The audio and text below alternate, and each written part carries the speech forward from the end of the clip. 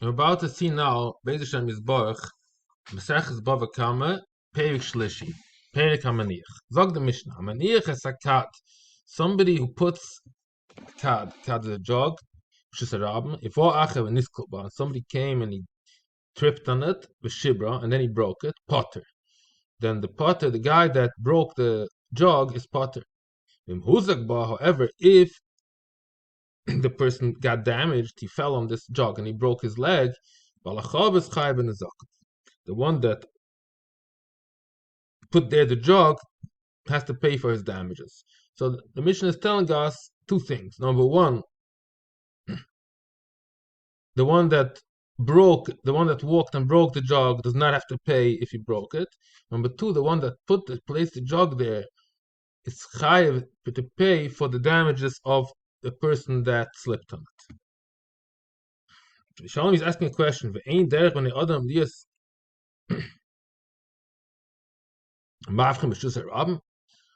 So what is this idea that the person has allowed to break somebody else's jogs? Because I did something wrong, I put a jog in the Shus Harabim on the street, that's why other person is permitted to break it.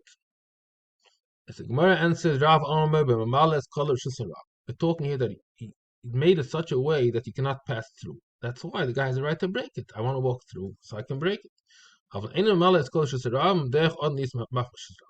So there's no excuse for a person just to walk and breaking stuff without looking. The person is supposed to check what he's doing. But if there is no way to pass, then the Mishnah says he has a right to break. That's what Rav says. Shmuel Amar, oy b'malas kol Shus Harabim, oy ashtain tzunal keren zavas. Different solution for the Mishnah. He couldn't see. He was walking, and as he was turning in the corner, it was laying on the other side of the corner, like an L shape. And there, when he made his turn, he crashed into the jog. So it's not his fault.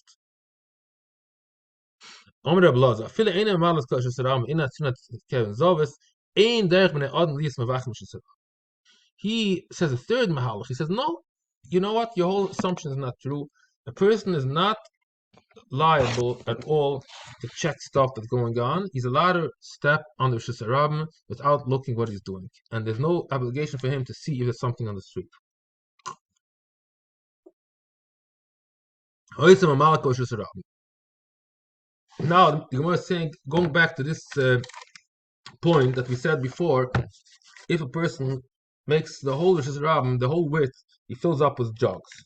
So what is the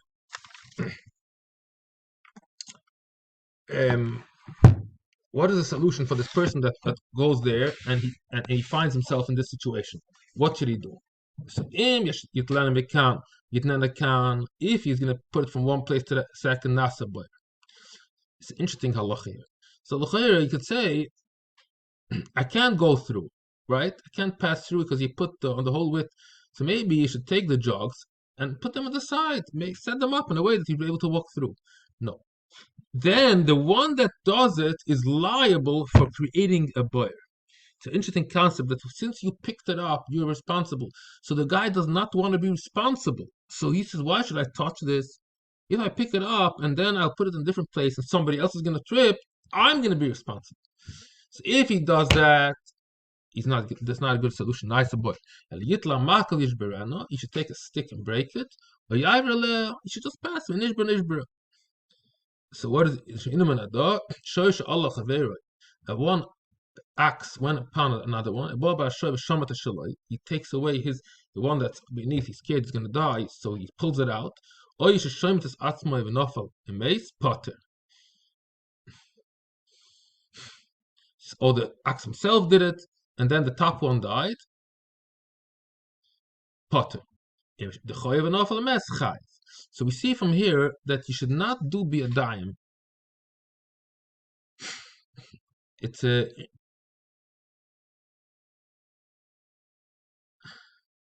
You see from this that any action that you do, even though you want to prevent your axe from being killed, so you pull it, you cannot push off the top one. Interesting concept. You're not allowed to push. You can take your one from beneath. That's not a problem, but no pushing. Here also, this guy is disturbing you. He's not letting you pass by the Shus Harabim. So your solution is not to break. That's not a good solution. That's doing something with action. You just pass by, and automatically it gets broken. That's permissible.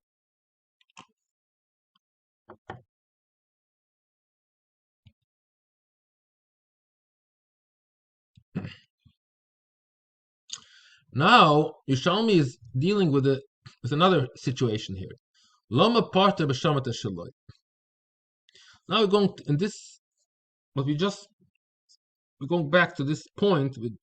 We're trying to dissect it a little bit. Why do you say that a person that sees another ox jumping on his ox, he has a right to pull out his ox, even though there's a big probability that the top ox is going to die?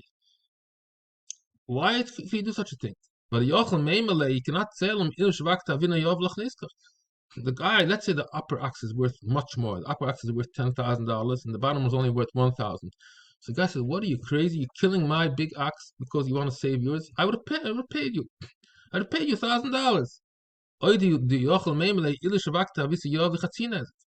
First, you can say no. I didn't want that because the halacha is that a shoyer tam only pays half. So you only pay me $500. Let's say it was already a muad. The top one did already many times, so then he has to pay the full. So then what's his argument? Why couldn't he allow his ox to be killed, and the other guy, the top one, would pay him $1,000? Says, I don't want to walk around with you to batadinim, to courts. I'm not interested in that. So that's why I just want to save mine. You have a right to pull it out, and that's it. Okay, now let's go to the next piece here.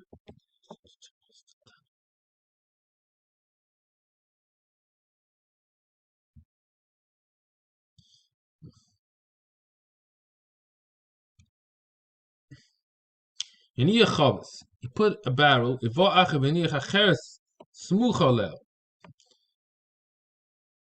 very similar story to the oxes. Somebody else put something, and that the second barrel is leaning on the first one. Same story. He needs to take he needs to drink wine. So what should he do? Again, the same story. He doesn't want to just take it, again, he's making a boil.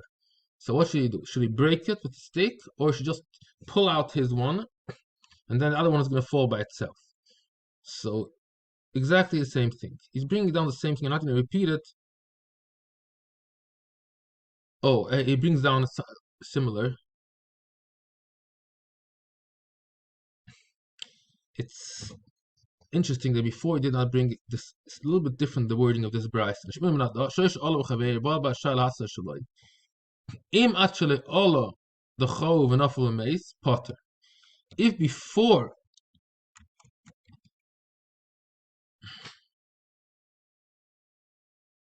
it went up, he just gave a push that if you want to prevent that axe to walk, then he's allowed to do it. So it's interesting. It's addition to before that even though say we're not allowed to push it, but if it's preventing the one, it's also considered an action of prevention. Then he's allowed to do it. Allah the chov and awful mace chayiv. So here too, if it's already on top of yours, then you have no right to push it off. Interesting why he brings this here. Could have brought it. Actually, I think it would make more sense and more likely to say that this one belongs before, because by axe we can say that you should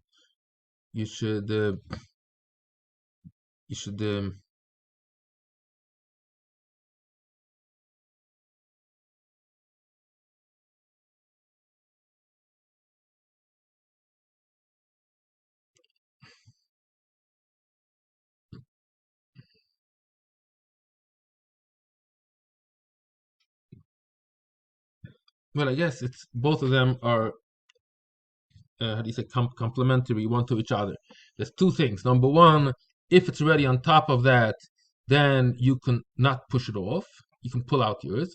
Before it went up, you have a right even to push the one that's about to go up. But here, since it's already on top of that, you cannot do anything.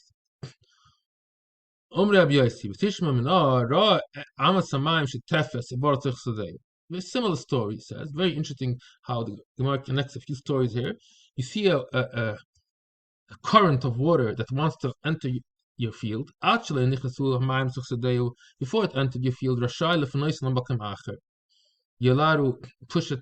It's like considered preventing it. Once it's already entered your field, then you're not allowed to. It's like the case of the ox is already on top of yours, then you're not allowed to push off the top one. Here also, once it's entered your field, you have no right now to push the water away and put it in somebody else's field. You can save yours, but you cannot push it into somebody else.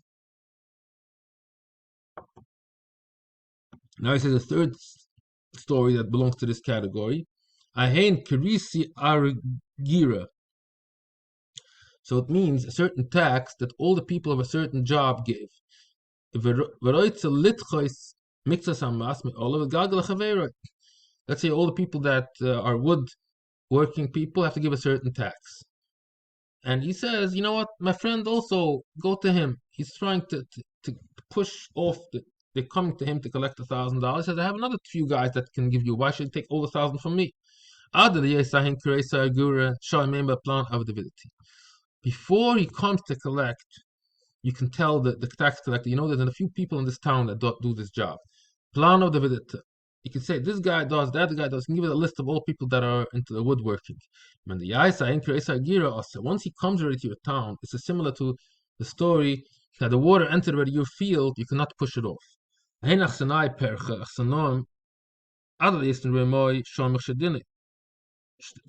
shouldn't come. There's people that from the army that want to come to sleep, so you give money for the officer that he shouldn't come, shouldn't bother you. When the once they come already, they already want to come into your house and give them money, they should not come. It's like you're pushing them off once they're already on top of you, that you cannot do. So all these things are belong to the same category.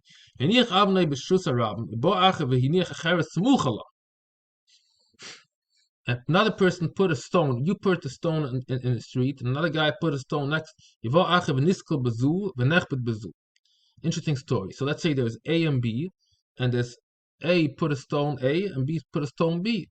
So the person that fell, he fell on stone A, but he got damaged through stone B. That's where he got his smack in the face. Who is chayav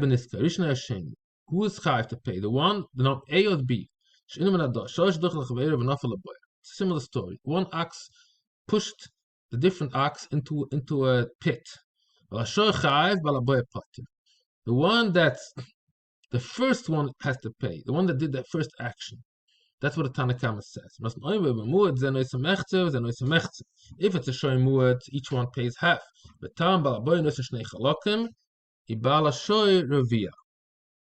means 3/4. So if the Nosson holds that actually they're really equally responsible. So if it's a muad, it's half and half. If it's a tam, so he gets only 1/4, and the other one gets 3/4. So machlekes Tanna Kama and Rav Nosson, if we say that the first action is the main action, so in this case with the two stones, only A pays everything, or both share. So in the case of two stones, each one is going to pay half. It's machlekes Tanna Kama and Rav Nosson. Let's learn one more piece. And then the wind came and blew it inside the Shus HaYochid, into a private domain. The question is, if the one that originally put the stone in Shus HaRabim, and now it found its way into a private property, who is responsible? Do we say that the first one, or maybe not, because since now it landed in a different place? Or you can ask even better, what is if you put the stone in Shus HaRabim, somebody else walked and he made it fly into Shus HaYochid? Not the wind did it, a person did it. Same story. Do we say that one is the number one, or the number two, the one that made it fly into Shus HaYochid? So this, the Gemara does not answer, it stays by a question. And this is we're finishing now the daf, because it's already 50 minutes is up. And this daf is really, we'll call it daf Yud Beis. Yud Beis, Amud Aleph and Amud Beis. Thank you.